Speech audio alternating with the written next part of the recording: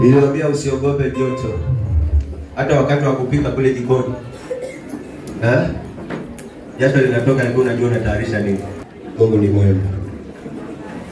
Lakini wakati wageni wetu karibuni sana. Sisi ni watu wa kupenda wageni sana. Kufuata maandiko na upendo wa Bwana. Ilikuwa ni huduma ya Ibrahimu sana. Na tena akaja akasema baba akasema sometimes naweza karibisha wageni kumbe ni malaika wa Mungu. Na tena akarudi akaniambia babayo aliongea pale. Akasema ukikaribishwa mahali kuleni, lakini msipokaribishwa usiwaachie baraka kabisa. Sisi tunawakaribisha mtuachie baraka kabisa, kwa moyo msafi tena mweupe kabisa, na upendo wote wa Jerusalem Fire Church the Believers.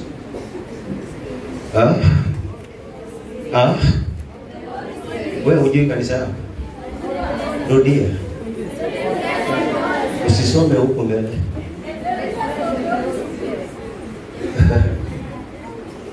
So Jerusalem, but difference in the place of the holy. Yeah. So hiyo ndo ni mambo yetu na kanisa letu. Hapa ndipo tunamwabudu Bwana. Tumepakana na kabila tofauti hapa, ndio maana unaona hata upepo haukuji. Sababu tulibahatika tukapata na ndani. Lakini kwa neema yake Mungu, one day nakuja kuingia mahali unafungua geti na unapaki gari vizuri. Sababu hakuna aliyeanzia juu. Watu wameshangaa hiyo kijiji. Ama umezaliwa kuna ndevu zako. Ni maajabu.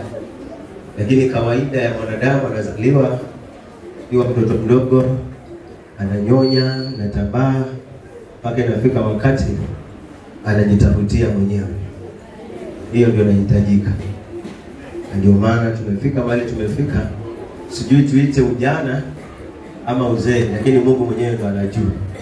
Na yale maono tuko nayo kama wana wa Jerusalem sio maono yetu, ni maono ya wale watakao kuja. Sisi tutaenda, tutazeeka na tuachie injili kiendelea, lakini tumejenga foundation ya maana. Amen.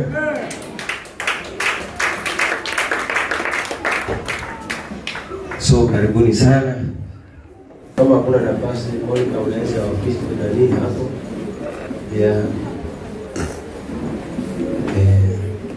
Sasa mnainuka nyote hata za wale wawili. Teenagers, unaona hawa watu wakubwa. Mwenye heshima tu. Kama una heshima usienuke, lakini kama una heshima weka wewe nuka. Haya, leteni hao watoto wangu wakubwa huko. Hawa teenagers wana nguvu. Na msitoke hapa tu around hapo. Unaweza ikawa bench hapo. Chukua bench moja mliweka hapo katikati. Tuache njia tu ya kwenda chooni. Wale wengine waende pale. Hiyo haina mtu anaweza kama. Yes. Haya, sisi tumetengeneza viti kwa karibisha. Karibisheni.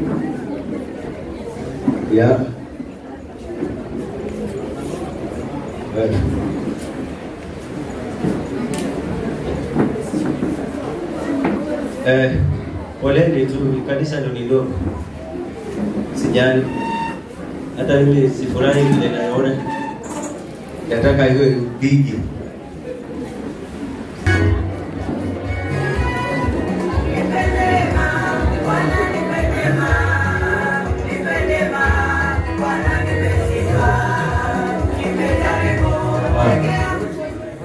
Ni wewe. Huko nje ni wewe. Kuna nafasi pale ya mtaki ile kujeni huko ama nikuje mimi niwaondoe hapo. Mwisho ni hapo. Hapo kwa gate.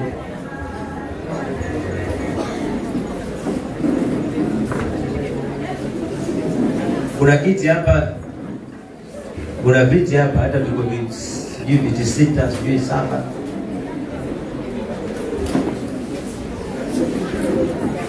Poleni jamani, hapa kuna joto. Usinione inamumulia. Hauwezi doroka kwako. Yaani ilikuwa inatangazwa kwa news. Wanasema sio nje, sio ndani. Mpaka wanakimbilia ukweni, lakini still joto lipo. Hata watu ambao walikuwa wamekuja pale kwa kusherehekea ODM miaka 20 walikuwa wanajipepea sente. Wako karibu na ufuo.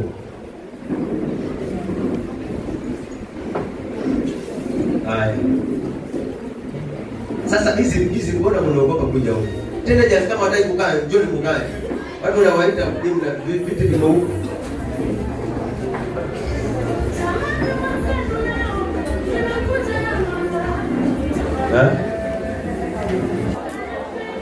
Itabidi kama mweke picha hapa katikati. Kwa hakuna njia.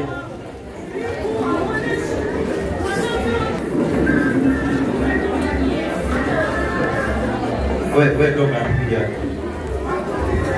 Ukitulia ndo nalika wageni. Sio tumalika wageni huku mtu anaongea hiyo.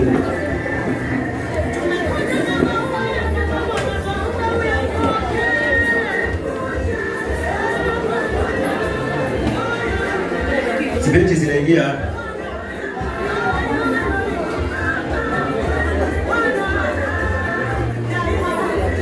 Nasema mechi zinaingia hapa. Niteni. Tuharakishe, by saa 9 watu wanatekana wao wamefika pamoja. Ndipo, wacha ikae. Sasa mimi nitakuta vipi?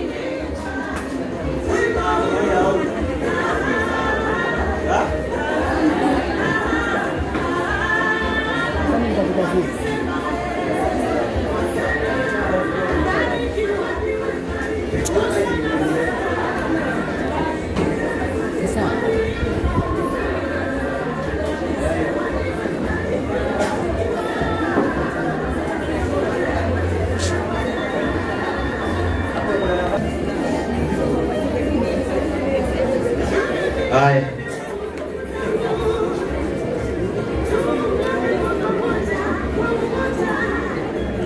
Haya, wale wengine waje wakae hapa.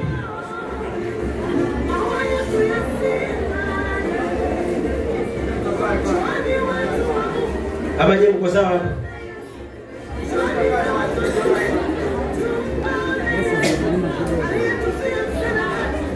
Unaruka hiyo ya kwanza na unakuja kukaa. Hii ni SGR.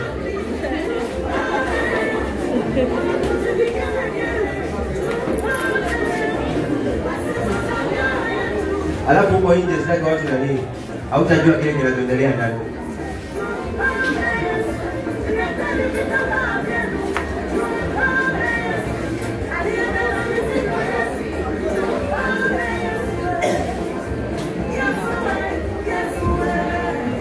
Sijali.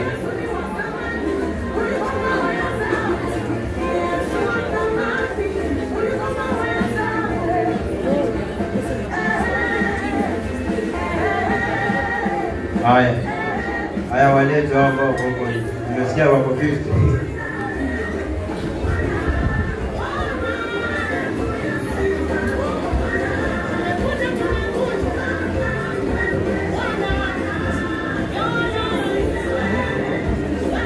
Waambie waingie. Waambie waingie.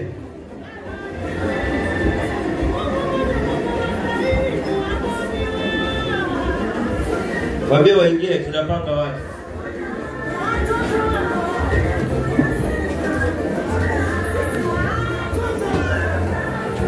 Na bana time inaenda na sawa haingoje. Sawa inaenda. Na kuna wageni wengine wa kutoka sehemu mbalimbali. So tunataka pigia makofi mazuri. Karibu mwanachea, karibu sana. Chea, karibu sana. Hapa Chea. Yes, welcome. Yes, karibu sana. Karibu sana. Karibu kwa joto.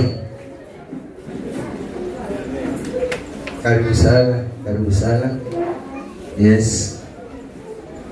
Aha, karibuni wageni wetu, Sasa pigeni makofi mazuri.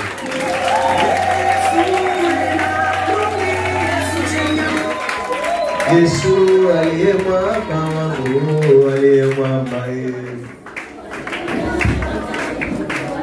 Oh, Yesu aliye mwamba wangu, aliye mwamba.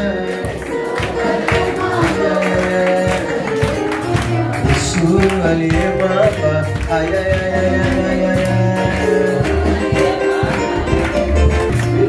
Bilele Mungu wa baraka ni nani?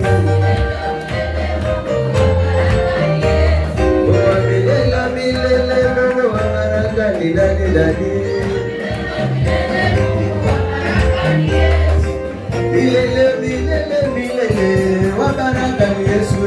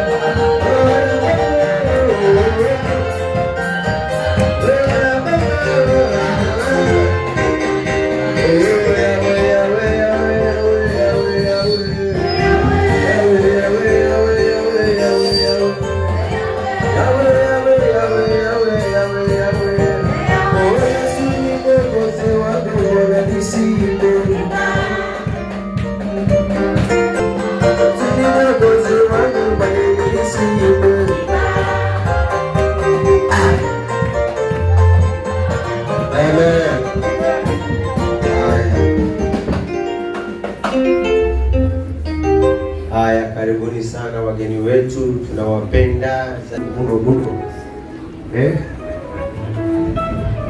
Nawapenda sana. Karibuni sana. Amen. Tunawangojea kwa hamu sana. Kulikuwa na show nyingi tulikuwa zimeziandaa kwa ajili yenu, mkachelewa zikapita. Kulikuwa na kwaya ya wamama, kulikuwa na kwaya ya vijana, kulikuwa na kwaya ilikuwa imejiandaa sana. Amen. Lakini na wengine hapa wametutembelea. Yeah. Oh, sawa, asante. Asante sana. Mungu akubariki. Yeah. Amen. Unajua watu wanabarikiwa mapema. Na hii ni yangu. Haiji kwa. So karibuni sana wageni wetu. Na msiwe na haraka sana. Hata kama kuna kajoto ni sehemu moja ya baraka. Unafuta kitu, unatembea, unafuta kazi, unafanya kazi, lazima kajoto natoka. Amen. Kakikosa kutoka kale ka mwilini, kanatoka kale ka rohoni. Unakuwa na mambo mengi. Amen. So karibuni sana. Na hatimaye kila mmoja amepata mahali pa kukaa vizuri. Yeah. Amen. Okay. Katika wageni wetu ambao wametutembelea kwa mara ya kwanza, nataka niweze kumwalika babangu ambaye pia tuko na yeye, alinisimamia wakati wa kumwagiwa mafuta kwangu kufanyika kuwa deliverance na kabisa kwa kabila wa wageni wangu ambao wametutembelea. Huyu ni chair wa mapastors, yeye ndo anaangalia hii ujamaa yote kwa fellowship, pastors fellowship. So kuna subzone na kuna zone. Sasa yeye yuko kwa subzone, alafu kuna zone, alafu kuna main zone ambayo iko town kule Bible Way. So nashukuru sana kwa kujuana na hawa watumishi wa Mungu wapako mafuta wa Bwana wamekuwa baraka, wamenifunza mengi na nitaendelea kuwa mwanafunzi wao na mambo mengine. So ilikuwa ya baraka, maana walikuwa wametuahidi kwamba hata wao leo wana uwezo, wanaweza kuja kututembelea. Ni marafiki, ni ndugu, tushawaienda kwao na wao wamekuja kututembelea. So karibuni sana, karibuni sana. Nasikia raha mno. Kama ungeweza kupasua moyo wangu ukauona, sidhani kama ungeuacha ungeenda nao, sababu ya vile ninavyosikia. Babangu Jacob, pigeni makofi makubwa. Yes. Nataka kuongea imani vizuri. Amen. Hallelujah. Ana ile imani nzuri. Amen.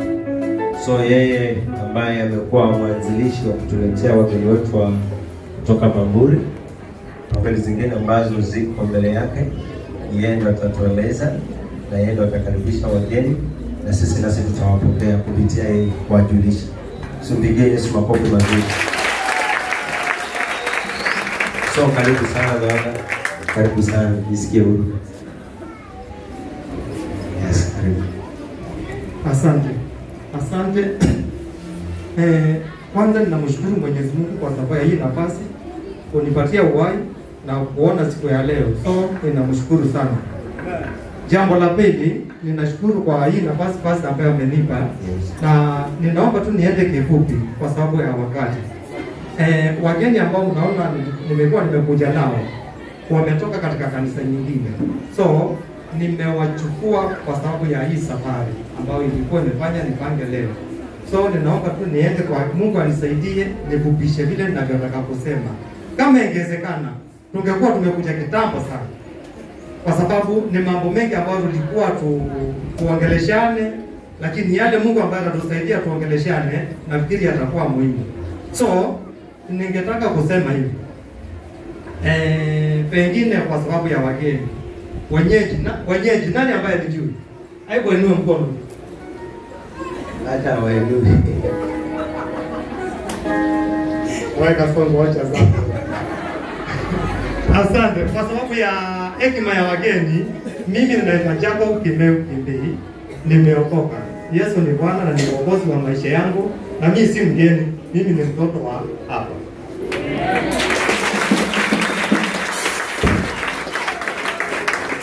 So, nimekuja na ujumbe mkubwa kwa kanisa na mnaojua vizuri. So, nataka niende kuchukua kifupi. Dakika ya mwisho ile ambayo nilisimama hapa nikiwa nazungumzia shida yangu. Nilikuwa nazungumzia shida yangu kuhusiana na mtoto anaitwa Ellen, ni mwanangu. Alikuwa ni mgonjwa wa kansa. Na wakati ule mambo yalichemka kabisa, kawa akili zangu hazifanyi kazi, nilimtoa mbio mahali ambapo alikuwa na mamake, nikamlete hapa. Ilikuwa ni mimi na huyo mwanangu. Na nilipokuja hapa alipokelewa na pastor vizuri na wale mapasta wengine wandogo, na ilikuwa ni hapa. Yale maombi ambayo yalianguka hapa, yalianguka maombi ambayo hata ndani yangu kabla hawajasema amen, nilikuwa nasikia ndani yangu kuna kitu kimefanyika.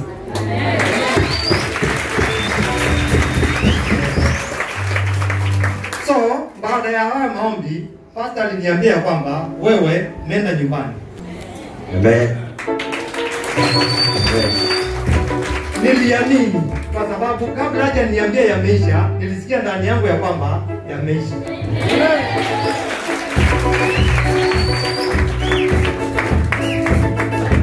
So tulikuwa tuko karibu na siku ya kwenda Nairobi kwenda kufanya final scanning, na nafikiri nilimchukua mtoto tena nikamlete hapa, na ninashukuru kanisa ya Jerusalem kwa sababu ni kitu ambacho tulikuwa hatujapanga na nyinyi, lakini nilipokuja mkaambiwa ya kwamba naenda Nairobi, ilipowekwa kikapu hapa, niliona kimejaa mara moja. Asante. Yesu makofi mazuri.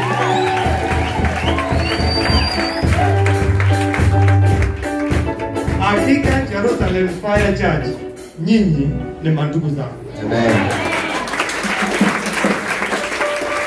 Shukuru kwa sababu sababu ya msaada wenu ule ambao mnichangia. Nilitoa ushuhuda wa vile tulienda Nairobi, ndio maana nasema nataka niongee kwa kifupi, na tukarudi.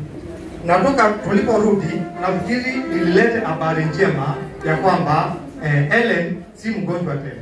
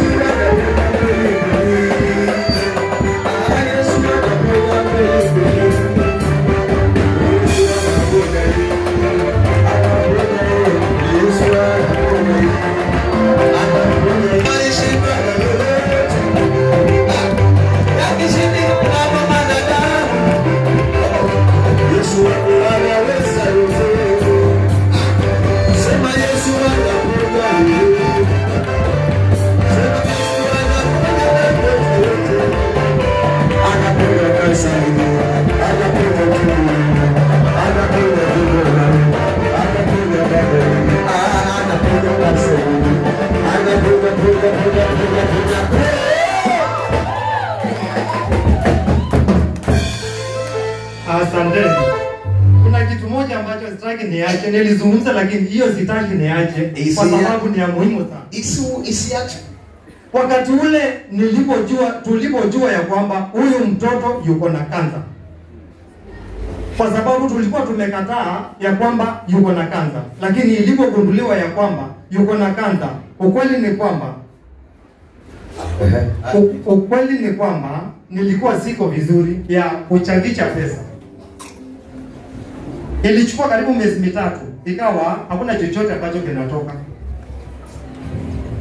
Niko na marafiki wengi sana, na wote nilikuwa nimeadi katika group ni 50, 100, kama ni mtu ametoa pesa nyingi, shilingi 200 kwa kazi. So nikiendelea hivyo, nilipoona ina kazi ile WhatsApp nikaifunga. Huyu bwana ni ndugu yangu, alinilamika sana. Yesu makofi. Mungu wa upendo.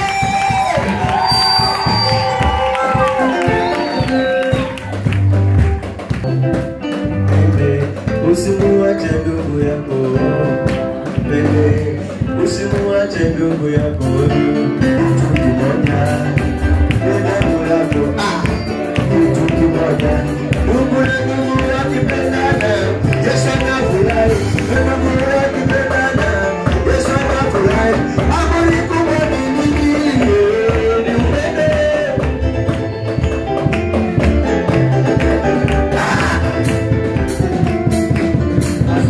Sawa. Ninakumbuka siku moja nikiwa nimelala Makandara kwa sababu ilikuwa siwezi enda nyumbani. Kwa mwanangu yuko kule juu amelala na mamake. Ninakumbuka nikiwa nimelalia zile tuseme kule nje. Nikiwa nimelalia ile simiti iko kule, nikiwa naliwa na mbu. Nikiwa sina hata shilingi 10 mfukoni. Nakumbuka yaani hivi vile unakaa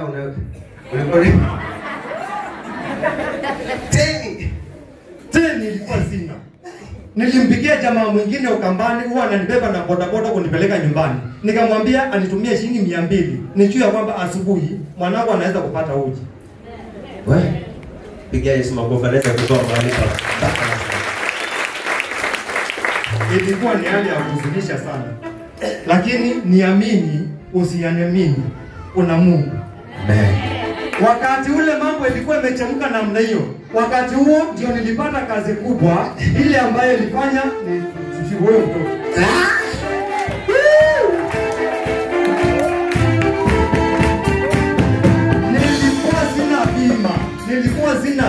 Sina bima ya kutibu mtu yeyote.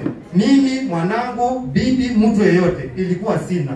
Lakini kutoka wakati ule funga ile group ya WhatsApp, kutoka wakati huo mpaka wakati nilipomaliza matibabu ya huyu mtoto, sikukopa ndururu kwa mtu yeyote. mimi nimesikia habari zako na mimi leo nataka nijionee nazo.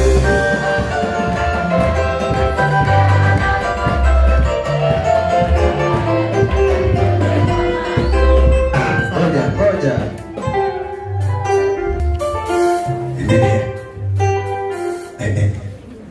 Asante. So, si pesa kidogo kwa sababu alipojulikana yuko na kansa, daktari aliita na mama. Hapo nje watu waingie ndani uje usimamie. Akaniambia, "Acha kuchungulia. Kujeni ndani. Kujeni ndani. Sichungulie. Kuja hapo usimame hapo." Wewe mwenyewe fupi kama mimi. Amen. Aha. Amen.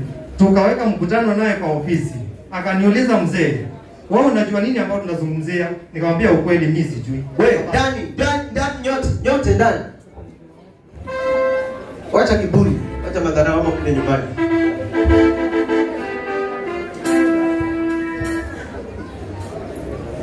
Aida. Wewe. Delete. Yes. So, daktari aliniuliza kama najua tena ni ugonjwa ninaozungumzia. Nikamwambia mimi sijui. Akaniambia hii ni safari ndefu na ni safari hatari na ni safari ambayo inataka pesa. So, mimi sikumwelewa. Kwa sababu nilikuwa nafikiria ni pesa kidogo ambayo nitachukua kazini nije matichoe kwa marafiki nikuje nifanye. Lakini ukweli ni kwamba tulipoanza safari ilikuwa si safari fupi, ilikuwa si rahisi. Huyu mtoto matibabu yake imebeba si chini ya milioni 2. Siko kwa hiyo pesa kwa muda. Milioni 2. So, nimekuja na ushuhuda ya kwamba kuna Mungu ambaye anaweza.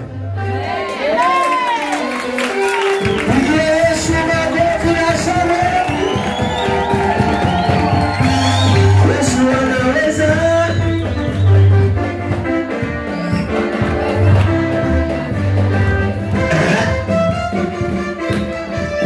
Nitoke Nairobi. Huyu mtoto hajawahi kushikwa hata na mareli.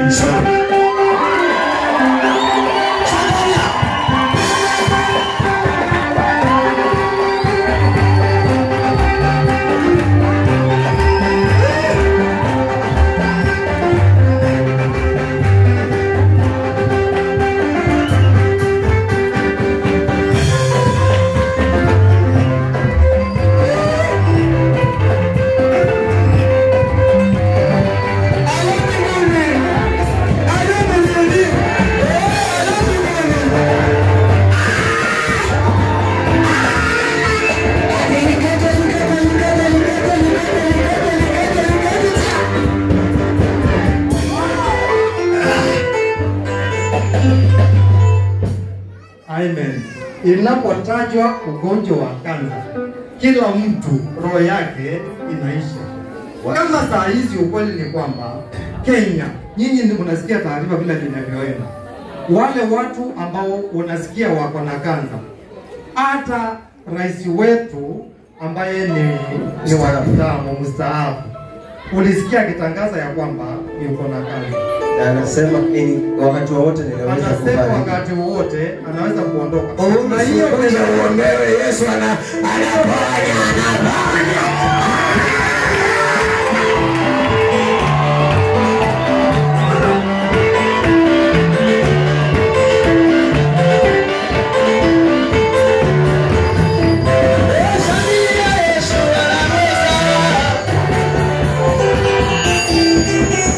Last year, mwimbaji ambao ni maarufu aliondoka na kansa na hiyo pesa yote, lakini cameraman, nataka hawa wageni wangu wakuje hapa ndio niseme ile kitu nilikuwa nataka niseme nikiwa na kuangalia tu hivi.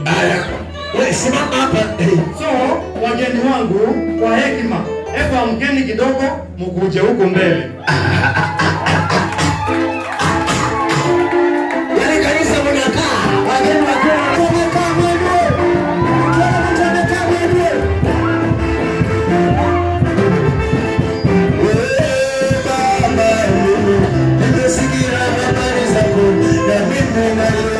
Nataka nijue kwamba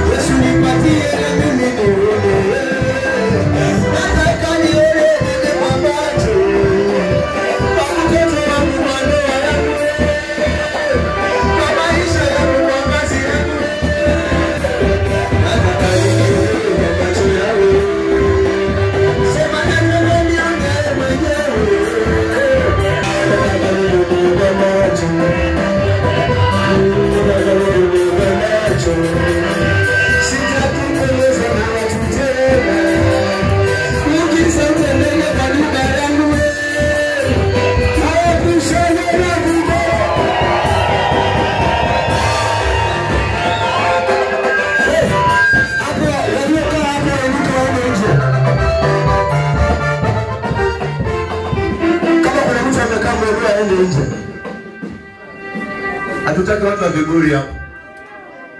Hatutaki watu wa kujisikia. Sasa ukijisikia na Yesu afanye kazi gani? Unaona na kubembeleza hapa. Wewe usikia habari hizo nzuri za Yesu zinakuwa kwani wewe ni mchawi? Yaani unasikia Yesu anakuwa. Hebu mkono wako tu nione kama kuna mkono hauonekani.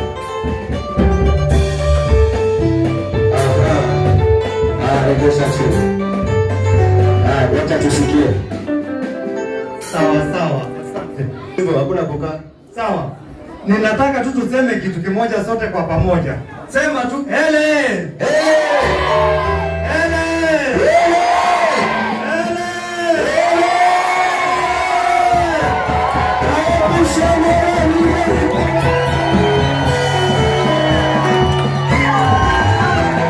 Kama ungelijua wewe. Pastor, nataka kujua. Hivi si tuko kwenye media.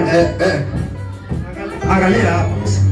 Nataka kujua nani ambaye anasema kanza kwa Mungu haiwezi pona. Nataka kujua leo. Hakuna kisichowezekana kwa Mungu. Bwana maandiko leo yanasema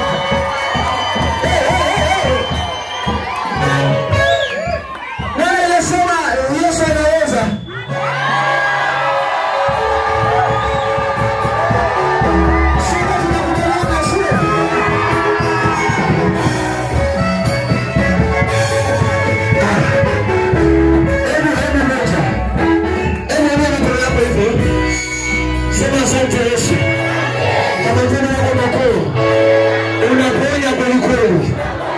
Unaponya kweli kweli kama ulivyotendea wengine. Wewe unacheza kuponya kansa. Kuna daktari wa Pandia. Huyu jamaa anafanya kazi Pandia. Na huyo daktari anafanya kazi zote na anapima watu mpaka kansa. Lakini alikufa. Wiki mbili akakufa. Ndio maana Baba anasema ni nani anayesema Yesu haponyi kansa? Ni nani anayesema Yesu haponyi kansa? Alisema vipi? Kwamba yasiyowezekana kwa Mungu yanafanya nini?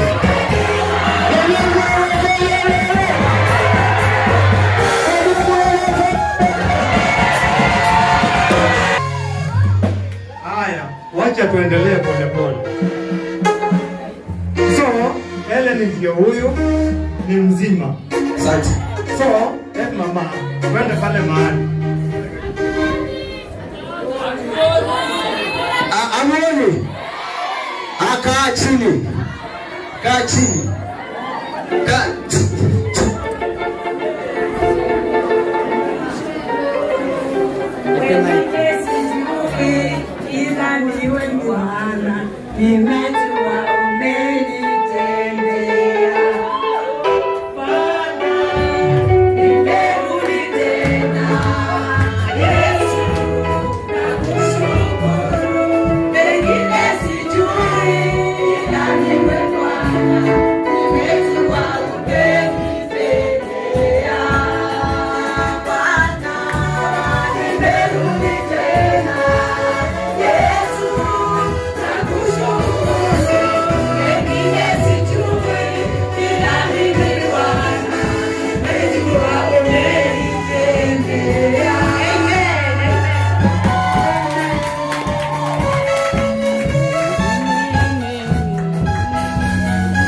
Haya, wale walio nje mabenchi yamepangwa hapa. Tokeni kujeni.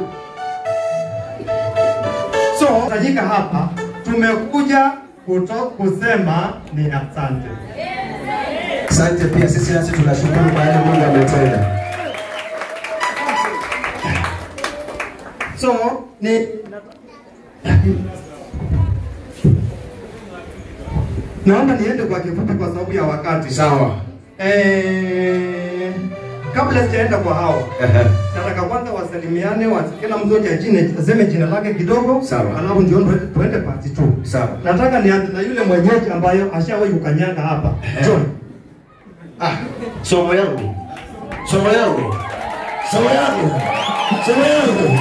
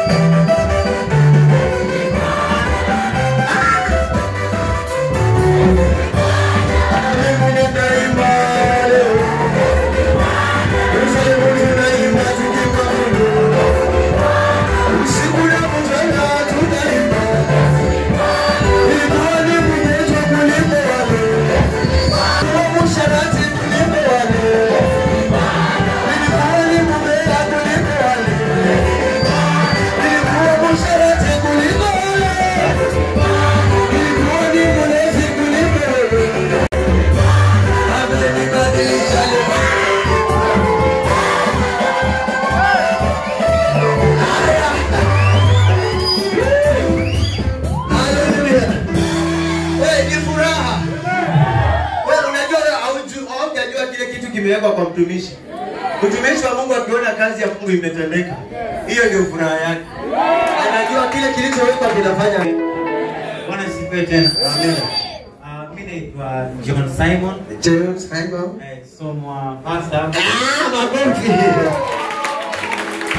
Amen. Nisalamu ndugu zangu. Ya, huyu kijana wangu ni mzuri. Tulienda naye tukatoa mahali huko. Mahali wewe usiwenuke wewe. So useme asante bwana.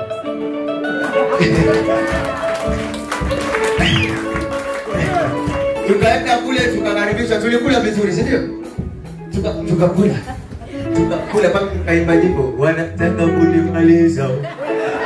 Yaani nimeshiba bado wananishindilia. Yes. Haya.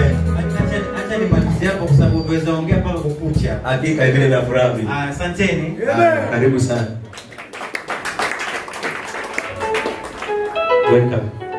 Bwana Yesu asifiwe. Amen ndugu yangu. Bwana Yesu asifiwe. Amina ndugu yangu. Kwa majina naitwa Caleb Mwanzia, nimeokoka. Caleb karibu sana, Caleb karibu sana, Caleb.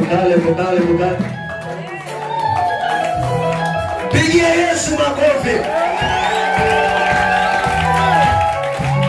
Yes.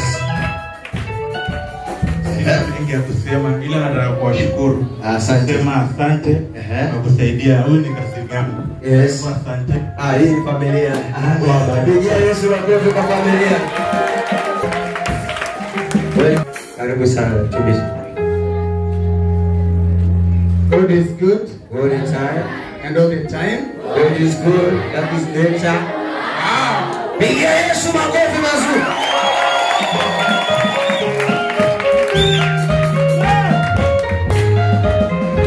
Haya. Hata yule Yesu. Hata wengi. Okay. Wacha nisiongee sana. Jina yangu naitwa Adams Mutunga Kimbi. Jacob ni ndugu yangu mkubwa. Yes. So Ellen ni msichana wangu.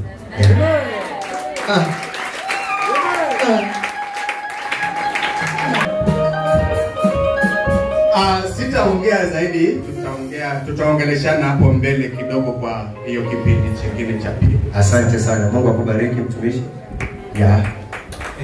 Ndio. Ndugu yangu karibu sana. Yes. Amen. Bwana Yesu asifiwe. Amen. Majina yangu ni Simon Mwendwa Kimbi. Jacob is my elder brother. Yes. Pigia Yesu makofi mazuri. Ellen ni msichana. Amen. Huyu aliyewasaidia kwenda kutoa mali is my last one. Wow.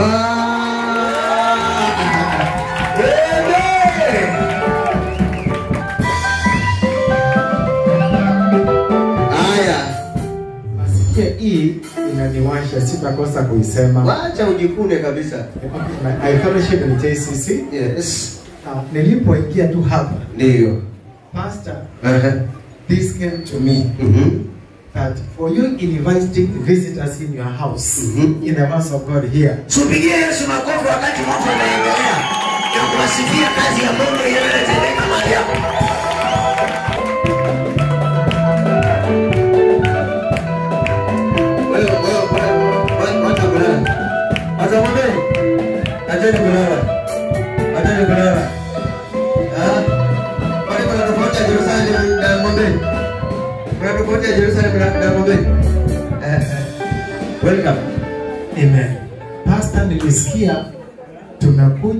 kukuhamisha. Wacha nianze leo. Naanza saa hii. Tumekuja hata kukuhamisha hapa upate mahali pakubwa sana.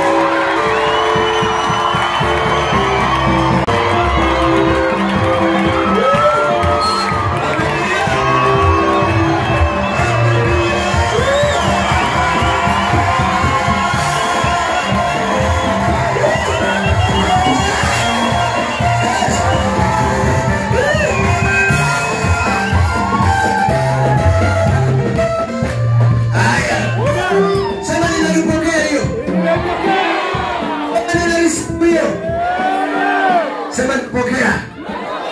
Wao wanasema pokea hiyo. Pokea. Mama. Wazee. Vijana. Watoto. Katika sababu ni mbili. sawa. Nimesikia tulikuwa tumekaa hapa. Sababu ya kwanza Ndio. ni kanisa kupanuka. Amina.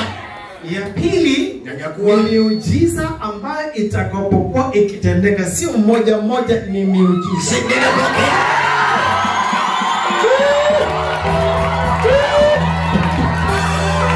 Yaani nikiendeleza furaha na mambo ya Mungu yanaongelewa, wewe ni witchcraft wewe.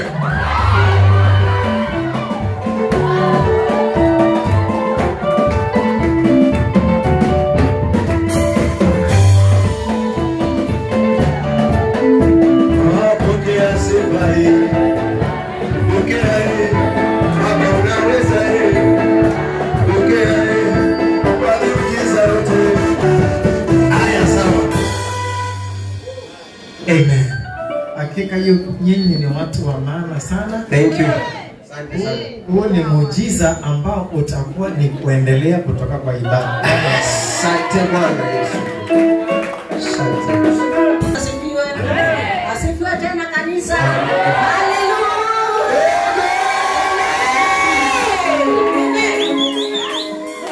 Kwa majina naitwa Evelyn Nyazua. Yes. Ni mkazi wa hapa. Ndio. Mimi ndio mama Helen.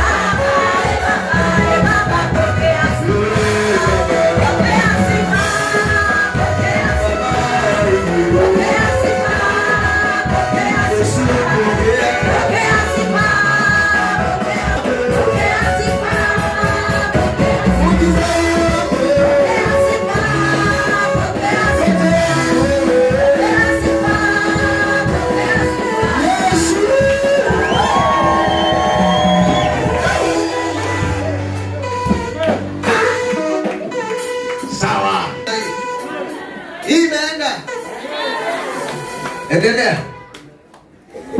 Wacha tutaendelea tu. Ni sawa tu. Ni sawa tu. Ni sawa. Ah.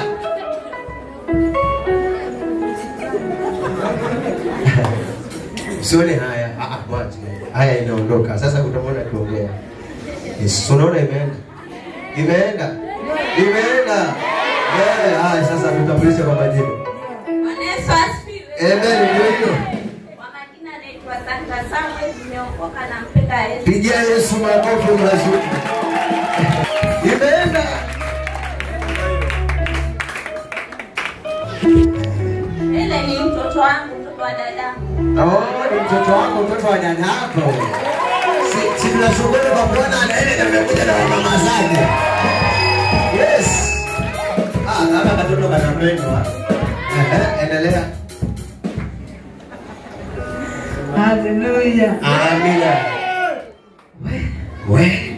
Ni Bwana. Yesu ni Bwana. Yes. Mimi ninaitwa Veronica Maleve. Veronica? Maleve. Veronica?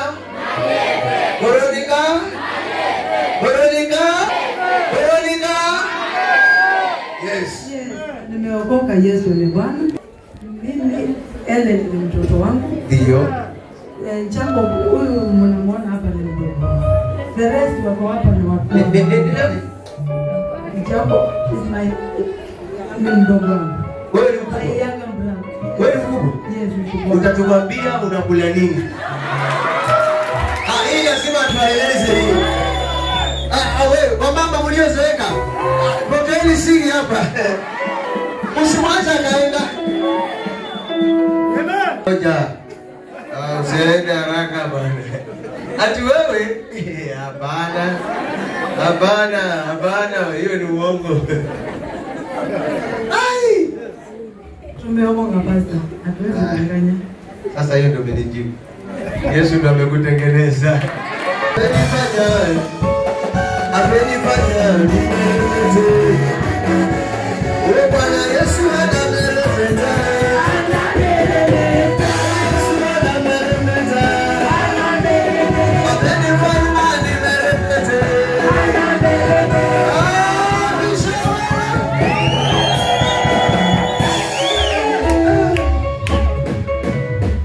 Ameshinda wasichana. Nasema ni kweli. Wewe yako imeenda. Endelea Veronica. Ni neema. Ni neema. Na siri ile kubwa ni maombi. Anasema ni neema na siri kubwa ni nini? Sasa wewe kama usingekuja leo ungejuaje? Si ungeendelea kuzeeka? Sasa hivi umepata dawa. Ni nini? Na nini ingine? Na nini? Neema. Neema na nini? Neema na nini? Yes. Sasa shikilia hiyo. Na si kuomba peke yake. Naona anaendelea kukupatia dosi. Na kuomba. Kufunga. Wewe unafunga wakati hauna pesa. Unafunga wakati kwa nyumba hakuna amna. Ndio maana unaisha. Lakini ukifunga kama kiko unatabasamu kwa sura. Maana unajua hata nikifungua kitu. Lakini wewe hauwezi kufunga wakati kiko. Unafunga wakati ndio maana unasikitika. Sura inakaa kama amrili ya majalu. Siku hizi alienda hapo yale mambo ya kijalu. Yale ya omera. Yaani ya kuvutana unaivuta na ikatiki na inaenda kama mpira. Sawa. Karibu sana. Sasa tuache ya kufunga, tuache ya mengine. Kuna jambo ambalo nataka niwaambie. Hilo ndio tunalisubiri. Wapendwa, mumebarikiwa. Asante sana. Amjajua mumebarikiwa aje? Wakati nimeingia hapa na by the way hii ni nyumba ya ukuhani. Wacha niwaambie. Subi unangoja nini?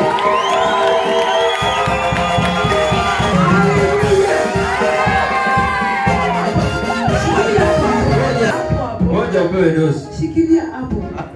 Ndio tufurahi mkijua kwamba baba yetu alikuwa ni pastor.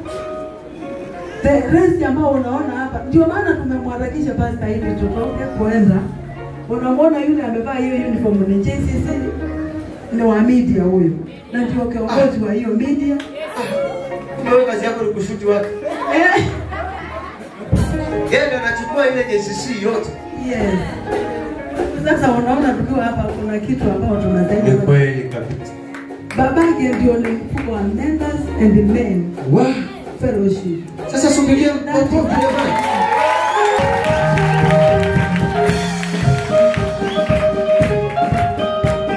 Tumetembelewa na watu wakubwa wakubwa. Nimesimama hapa ni sini Asha in that ministry change.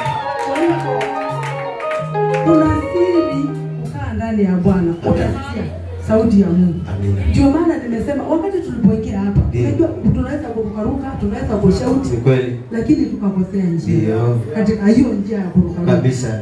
So, unamwona huyu mtumishi wa Mungu. Asante. Pale mahali mko nyinyi amopajui. Asante. Mnaenda mbali sana.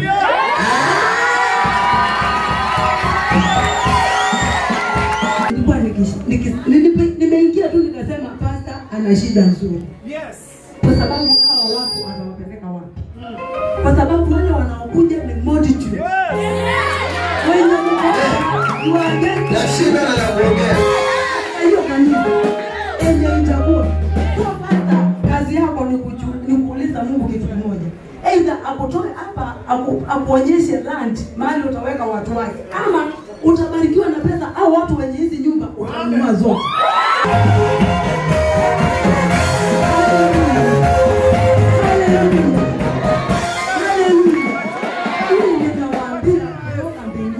Si kutoka kwa tumbo yangu nimegundua. It is the true way. Na ninamwambia hivi, nimechukua mfano wa hapa na wakati tulipokuwa sisi tukomba mmoja tukomba sana. Nataka mnisikie tu vizuri sana kwa sababu hii ninaongea ni kitu ambacho si sahihi. Kwa hiyo nikafikiria kwamba kabla ifike huko atakuwa akiwatoa wengine hapa kwa nguvu, mtoke nje wengine waingie, kwa sababu ile njia pale mahali ambapo anaenda atakuwa hajafika, na kwa sababu hapa mahali ni padogo sana, hata hiyo fani anayosema haiwezi kutoshia, because nyumba haiwezi kupanua iko speed. Lakini Mungu ambaye ni mwenye nchi, mbingu na nchi ni mahali yake. Kwa hivyo anakulingana na ile mambo ameweka ndani ya maisha yake. Hiyo inaenda kutimia kwa wakati ambao si mzuri.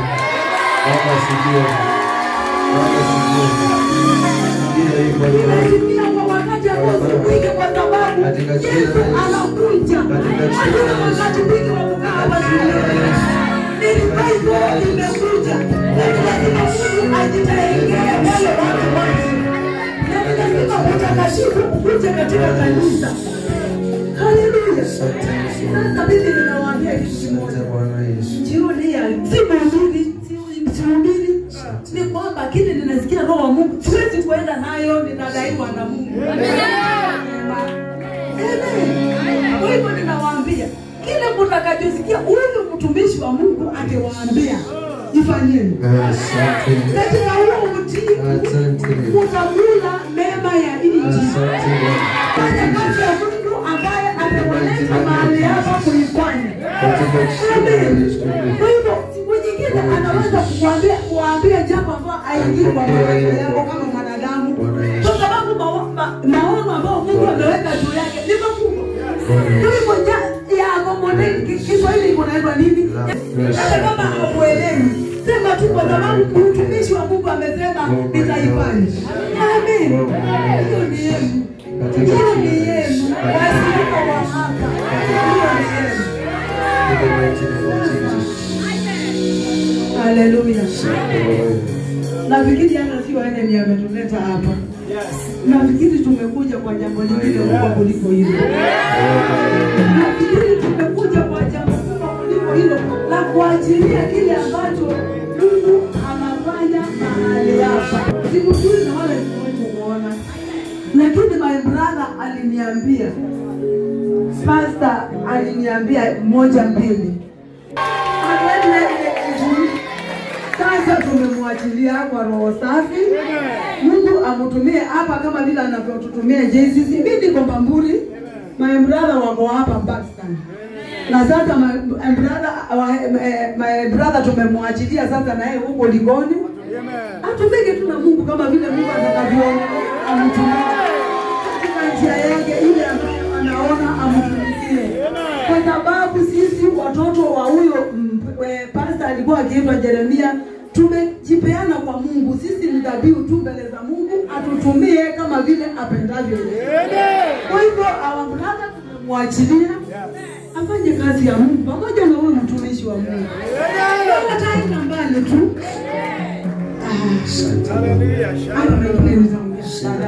Asante. Asante. Bwana awabariki sana.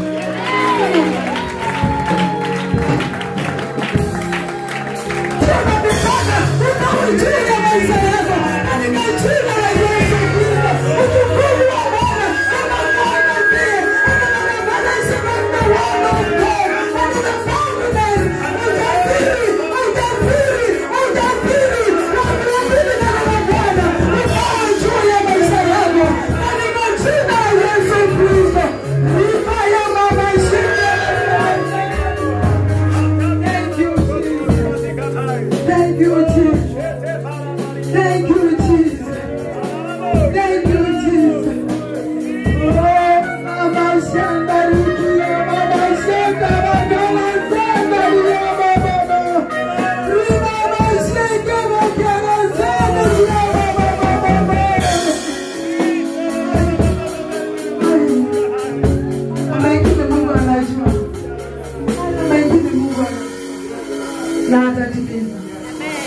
Bwana awabariki sana.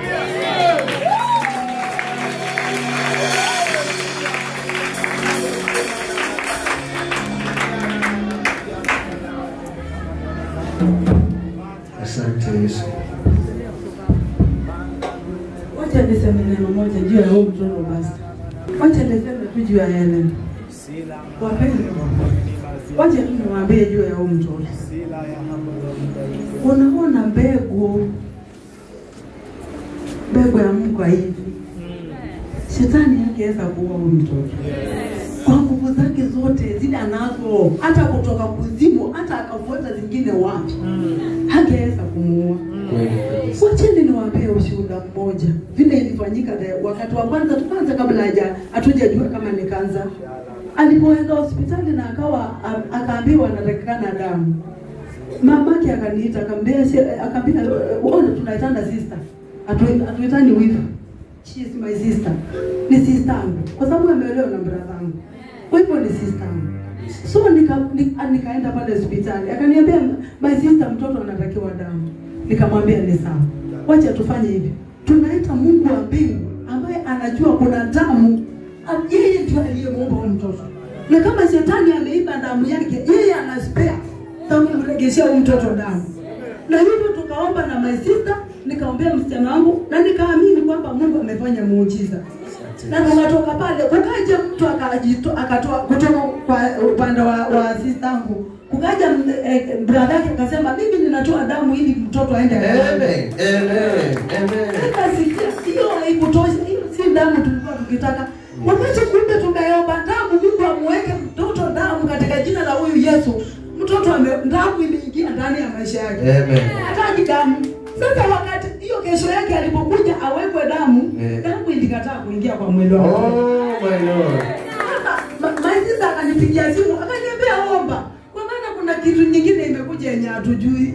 Mtoto damu haingii kwa mwili wake. Nikashangaa ni kwa nini? Wakati nikiuliza ni kwa nini, Roho wa Mungu akaniuliza, wewe uliomba damu mtoto awe na damu na mtoto akawekwa damu kutoka mbinguni. Saa hii unataka damu nyingine iingie kutoka nje. Damu inatosha ndani ya mtoto. So na hapo Mungu akaniambia hiyo damu iregeshwe, itawekwa mtu mwingine ambaye hana matumaini na wala hana mtu wa kumwekea hiyo damu. Kwa hivyo unasikia damu imetoka wapi? Mtoto akawekwa damu na huyu Yesu. Si ni muujiza kabisa? Yes, kwa hivyo shetani angeweza kuwa mtoto wetu. Sisi tumekuja huku pastor kumshukuru na kumshukuru huyu Yesu. Kwa sababu Yesu aliponya watu 10. Kweli kabisa. Na mmoja peke yake ndio alirudi kusema asante.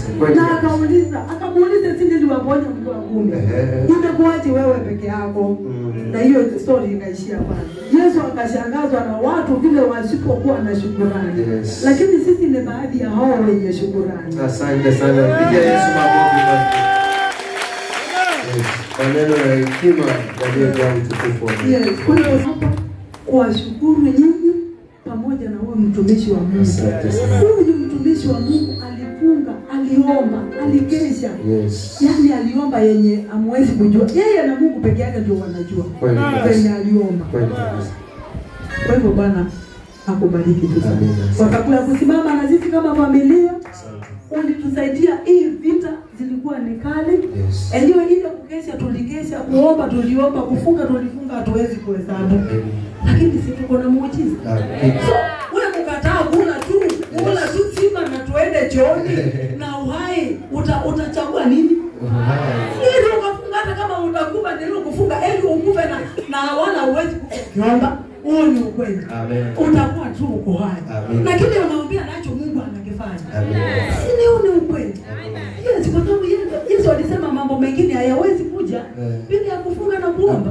Yes, kusiwe na kitu itatushinda wapendwa. Tukue tuko na siri ya kufunga na kuomba. Amen. Barikiwe sana. Pigia Yesu makofi.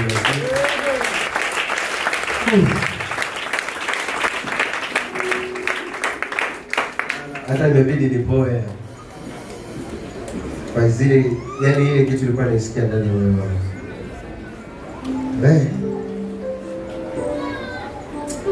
Sawa. siwezi ongea mengine kwa sababu Roho wa Mungu ameenda kando ya mipango yetu. Huyu ndio spokesperson wa familia. So yale ambayo amezungumza alikuwa azungumze mwisho, lakini Roho wa Mungu amepasua kila kitu. Ukweli hii ambaye ameongea pia mpaka mwisho kwa sababu ni kali.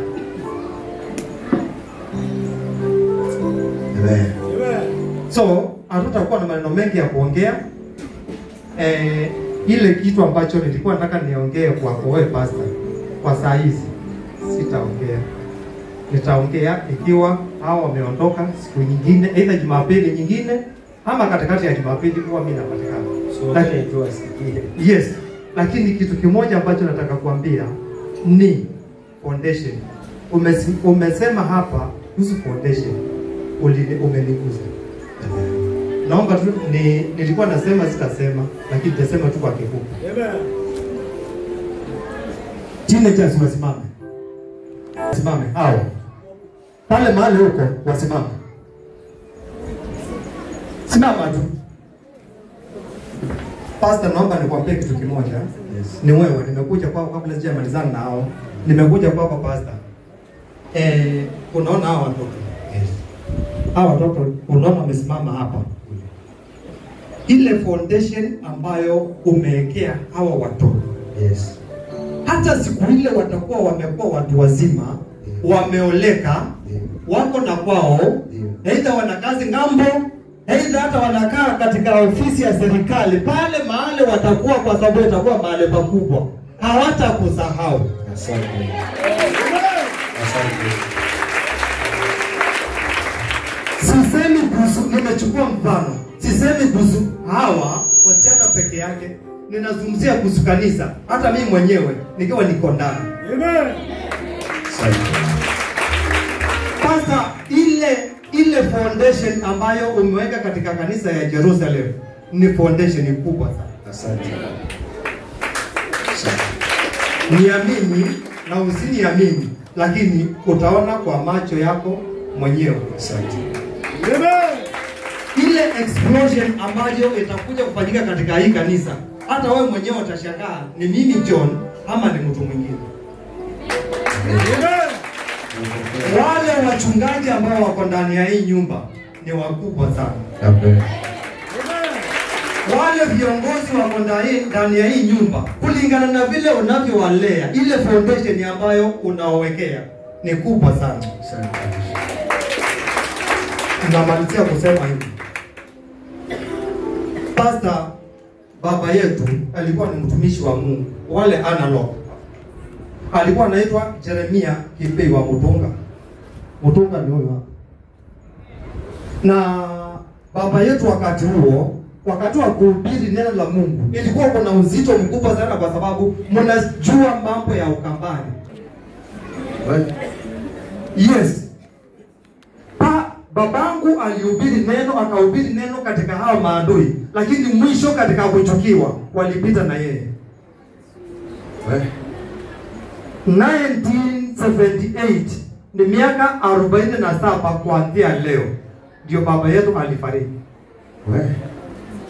Alifariki tukiwa tuko wadogo. Hata sura ya baba yetu hatuijui kwa sababu wakati huo ilikuwa hakuna picha. Lakini ile foundation ambayo baba yetu aliweka kutoka hiyo miaka mpaka hata saa hii, hiyo foundation ndio tunatembea nayo. Sasa wewe mzazi unajifunza nini hapa? Mzazi unajifunza nini? Ha?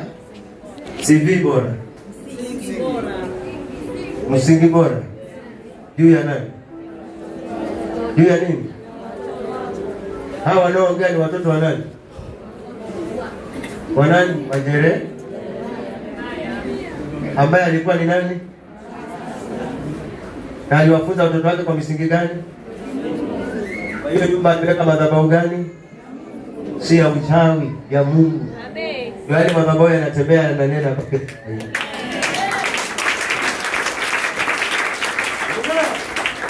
So umemuuliza huyu sister yako ya kwamba anakula nini? Sisi huwa tunakula neno. Hatuzeeki. Huyu ni sister yetu, ni mwanamke ameoleka, lakini tulimweka kama kichwa cha familia. Supigie Yesu makofi. Anaongoza hii familia vizuri. Anaongoza hii familia vizuri. Makofi yake yako wapi? Makofi ya Veronica yako wapi? Sasa yeye amekuwa mama wa hawa ndugu zake. Amina. So huyu sistangu kwa familia akisema about time, hakuna kuangalia uko na kiatu ama una kiatu, unageuka chui da. Huwa tunaenda kwake. Kwa mkubwa. Meeting ya familia huwa tunaweka kwake. Kwa mkubwa. Kwa mkubwa. Sawa kabisa hiyo. Jinga na mheshimiwa. Hawa ndugu zangu ambao wako hapa. Ndiyo. Ukitukuta tukiwa tumeweka chakula hapa tukiwa tunakula, utashangaa hawa ni wakina nani? Kwa sababu chakula inachukuliwa, huyu anakimbia na chakula, huyu mwingine anachukua mboga anakimbia na chakula. So tunakimbizana. Si kwa sababu ya kitu kingine, upendo. Supigie Yesu makofi mazuri. Amen. Naomba nimalize. Huyu bwana alikuwa alioa ni mwaka huu. Yes. Last year. Good. Nafikiri wakati ulikuwa unaenda kule, msikie vile nilikuwa namueleza huyu bwana. Wakati ulipoenda kule, tulikuta watu ambao si watu wa kawaida, wanasiasa, yani kila aina ya watu. Ukakuta si mambo na kuoa, ni siasa. Hata tunaambiwa hata nyinyi mmekuja maana kitu. Unasema kama mlikuwa kuja kukotisha mwanamke. Imagine unaulizwa hivyo kwa wakwe zako. Ama mlikuwa mmekuja kukotisha mwanamke. Waenda mahali palipo na pesa nyingi. Yes. Walitudharau tukapambana nao mpaka mwisho. Lakini wacheni waambie, wakati wa ile harusi, wakati ile harusi ilikuwa inafanyika, tulikuwa tumetengewa viti upande wa kwetu na wakatengewa viti upande wa kwao. Ya Joni sasa. Yes. Ya Joni. Yes. Ya Joni. Yes. Ya Joni. Yes. Lakini wakati sisi tulitangulia kuingia, lakini ile sarakazi ilikuwa iko pale. Wakati ule wale watu ile grupu nyingine ilipokuja, ilichungulia hivi, wakachungulia hivi, na baadaye wakakula kona. Viti zao zilikuwa ziko wazi. Ile harusi ya huyu, muulize kama nadanganya. Sisi ndio tulikuwa kanisani GCC. So, haya mambo yote nilikuwa nazungumzia kuhusu upendo na foundation. Baba yetu alituwekea foundation tukiwa tuko wadogo. Sasa hii sisi ni mababu. Hatujawahi sahau. Na tunapendana. Pigie makofi jamani.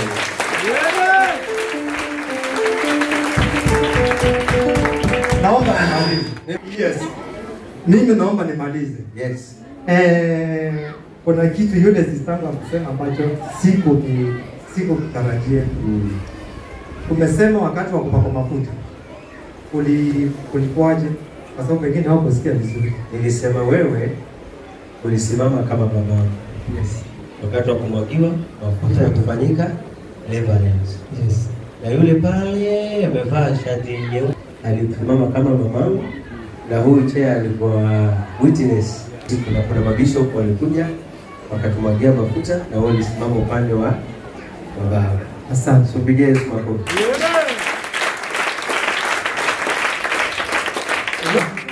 Hayo pengine amesikia ama pengine hakusikia. Na kama amesikia pengine hakujua vizuri. Wamesema, nataka nirudie. Wamesema kama familia ya kwamba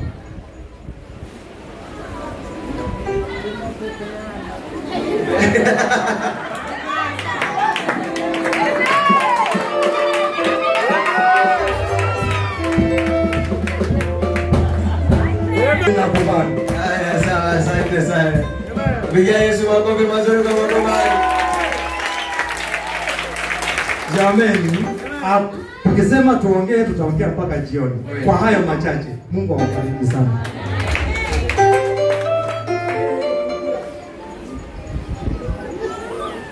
Sawa kabisa. Una raha? Amen. Kabisa. Amen. Sitoke kuna biriani na pilau hapa. Amen. Chu.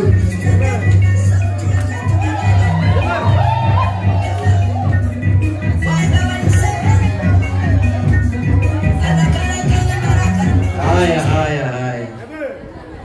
Sasa huyu kuna kitu kingine imetokea hapa. Huyu mtoto wake ni huyu ambaye amechemka hivyo, huyu ndiye mtoto wake. Huyu yule ni mamake. Huyu mama, huyu ni mtoto wake.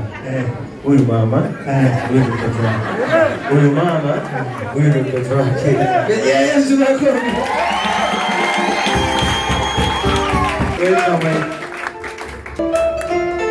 Karibu sana. So, hii timu mmoja nafikiri wameona mahali ambapo niko, wamependezwa na wameona vision sijui inaitwaje, maono ya Jerusalem. Hayo ndio amenifanya mpaka nikapoa. Yes. Sababu ile tamanio langu ambalo hata siku anasema simjui huyo pastor. Na ni kweli hanijui. Lakini ameongea kitu ambacho kiko ndani ya moyo wangu. So Mungu amemtumia kama chombo. Na tena akatumia akamwambia hawa washirika hawa. Hebu ongeza hii masikio. Unataka nini hapo ndani? Pesa haitatoka kwako pastor. Yes. Hawa watoto wako hawa ulio nao. Hawa ndio watajenga hiyo kanisa. Hawa ndio watarudi hapo mahali. Kwa maana ile neema na zile baraka ambazo Mungu ataachilia ndio mtafanya hata moyo na moyo wa kujenga mahali pamoja. Na hiyo Mungu na mimi nimeipokea. Yaani nimeipokea sijui hata sijui ni maelfu mangapi nimeipokea. Haina hesabu katika moyo wangu. Amen. Naomba nimalize. Ndio. Naomba nimalize pastor. Yeah. Unamuona huyu? Kuja hapa hiyo. Unamuona huyu mtoto? Ndio. Huyu mtoto kama hapa ndio Mother Church. Kuanzia leo huyu mtoto ninamconnect na haya madhabahu.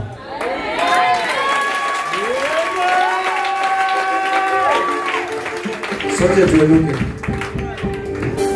Unanyosha mikono wapi? Haleluya. Kila mmoja atamke jambo juu ya huyu mtoto tunapokuconnect na katika imani ya Mungu. Tamka jambo tu ukimshukuru Mungu. Walikuja kwa njia moja tu ya shukrani kwa ajili ya kile ulichotenda baba yangu. Aliyetendewa hapa wazazi wako kwa. Ninaomba baba yangu kama ilivyotamka baba yake kwamba mtu huyu tunapomuunganisha na madhabahu haya yaliyomponya, yaliyomupigania baba, nami ninaomba nikikubaliana na ombi la mzazi wake na nikikubaliana baba na neno lako Bwana Yesu, mconnect kabisa nami ninamsongeza mbele yako akae katika mikono yako. Maana yoyote anapokaa katika mikono yako, shetani hawezi kukaribia hapo, maroho hayawezi kukaribia hapo. Mkono wako una nguvu baba, umejaa ulinzi baba, umejaa kila kitu baba yangu, na ndio maana neno lako linasema vyote viko katika mikono yako. Bwana Yesu, ninakuomba angalia hili ni baba yangu ameletwa katika kanisa hili ambaye alikuja mahali hapa baba yangu akiwa mgonjwa wa kansa, na tulipomwombea baba akapokea uponyaji. Hata leo baba yangu ni shukrani kuu, wakubwa kwa wadogo wamenyosha mikono wakimwombea, wameinuka kinyume chake. Yesu madhabahu hatuzitaki tena, bali Bwana kwa njia leo ukamutawale, umutawale maisha yake, ujana wake hadi uzee wake, kwa maisha yake akakuona baba ukitawala na damu yako ikanene kwa maisha yake, na damu yako ikanene kwa familia baba. Nena na maisha yake, nena baba, nena Mungu, wewe ni baba uliyejaweza na mamlaka. Nami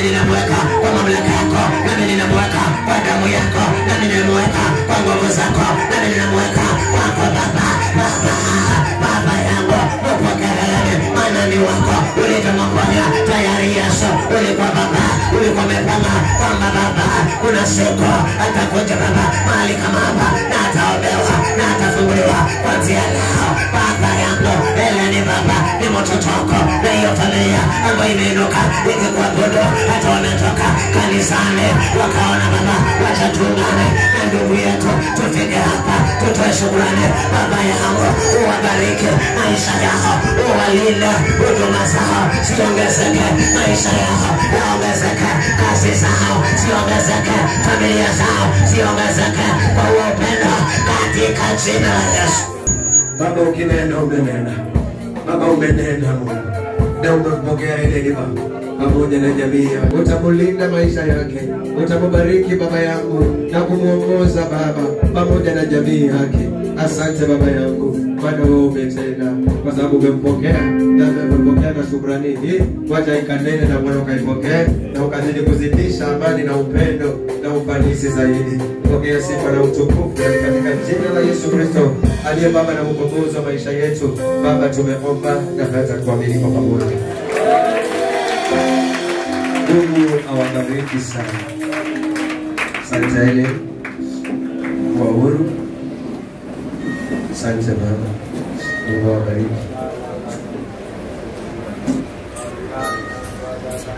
Sawa. Mama, juku wako. Amen. Mungu awabariki. Mungu awalinde. Mdogo Helen, Mungu awabariki sana. Asante watumishi wa Mungu. Tumekuja na baraka nyingi sana. Hata sina la kusema. Nitawaita siku nyingine ili mtulishe neno vizuri. Wakati na muda mzuri.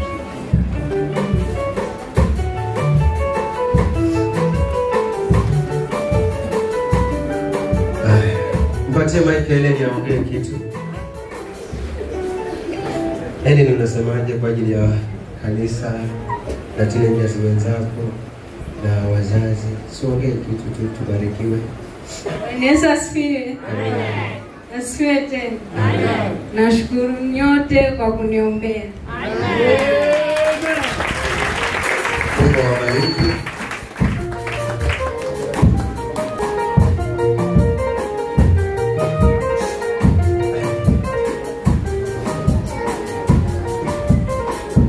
Sawa. Asanteni. So bado Mungu ama mnaenda? Kuna chakula umeandaliwa. Unawekewa hapo nje vizuri. Unaandalia meza hapo. Meza nzuri. Wakule si tukiendelea. Yes. Lakini mungekaa kidogo chama ni akaongea jambo akasalimia nyinyi. Itakuwa vizuri. Kwa sababu ya heshima yake na vile amekuja, pia yeye ni babangu sana. So Chera, welcome. Pigia makofi chetu. Yes!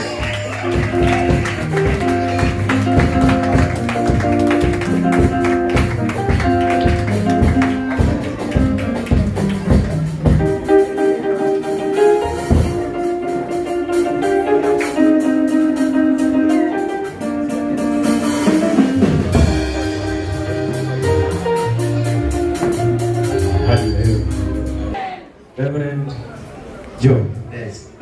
Kubariki sana. Asante. Nisikia kubariki. Asante tena. Asante. Yeah. Kwa sababu ya wageni wanatoka, ningependa tulio mfupi tawaachilia, alafu sisi tuko hapa. Sisi tuko. Amen. Amen. Sisi tuko nyumbani. Amen. Na kwanza tunataka nishukuru Mungu kwa sababu ya leo. Amen. Hii siku Mungu alikuwa ameipanga na sababu. Kabisa. Kwa hakika. Yes. Mungu alikuwa ameipanga na sababu. Kabisa. Hata mimi sikujua nitakutana na watumishi wa Mungu hao. Amen. Nashukuru sana watumishi wa Mungu. Asante. Mungu awabariki sana. Amen. Na kujua, na kuelewa, na kufahamu. Amen. Umetembea na Baba. Amen. Unyo kwa unyo. Amen. Na hiyo neema lazima ikushukie. Amen. Nimefurahia sana kukuona. Amen. Nimefurahia sana kuona jamii. Yes. Nimefurahia kuona mama wa Helen. Yes. Asante sana. Mama Helen. Mama wa Helen. Asante. Kwa hivyo langu tu wageni wetu kutoka Bamburi. Nashukuru Mungu kwa sababu tunaheshimu baba zetu wa mji. Yes. Bishop Lai amekuwa baba wetu wa kiroho, mama ameshuhudia. Yes. Na neno ambalo limeneno hapa, yes, ni neno la unabii. Unamjua? Simjui, lakini tumekuwa connected. Yes. Nguvu za Mungu. Amen. Kwa sababu alikuwa sisiwe. Kwa sababu connection ya Mungu iko hapa kabisa. Naamini madhabahu haya. Ndio. Ile neno limeneno hapa. Ndio. Hata nimekuja nikalia, nikasema Mungu nisamehe. Watu wa Mungu wamekaa nje. Wametupatia nafasi tukae na muombea. Hilo neno litimie. Asante. Hilo neno litimie. Asante. Reverend John. Yes. Hilo neno ni la Mungu direct. Kama mahali ni padogo. Naomba Mungu akupatie sehemu inayotoshea watu wa Mungu. Hata mimi nimeomba katika jina la Yesu Kristo. Ombi langu ya kwamba hakuna atakayekaa nje. Yes. Bwana asababishe mipaka iongezeke katika jina la Yesu. Zile neno limenenwa, Mungu aliyetumana. Wapendwa nipokee. Wapendwa Jerusalem nipokee. Nafurahia kwa sababu neno hili limekuja. Naamini Mungu aliyetuleta pia tuunganike pamoja. Nashuhudia kwamba Mungu anatamani mnaenda kupanuka. Mnaenda kuongezeka. Mnaenda kuinuliwa. Kama ni pesa zinakuja. Wewe ndio unaenda kubarikiwa na pesa. Wewe unaenda kupewa. Pigia Yesu makofi mazuri. Kwa hiyo langu nashukuru.